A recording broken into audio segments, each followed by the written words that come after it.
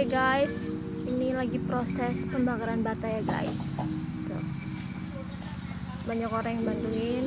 Nah guys, nanti ini bata yang warna coklat bakal berubah menjadi warna merah ya guys, karena kena proses apinya yang besar ini. Jadi nanti warnanya berubah jadi merah. Nanti aku bakal kasih tahu ke kalian warnanya kalau udah selesai dibakar batanya guys.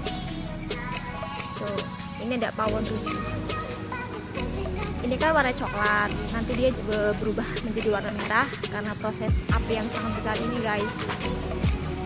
Bakarnya pakai kayu bakar. Kalau di tempat kalian bagaimana guys cara atau proses pembakaran bata merah?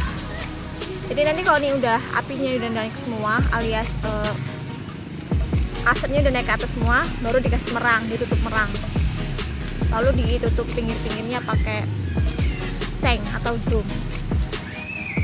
Oke guys, jelas video kali ini.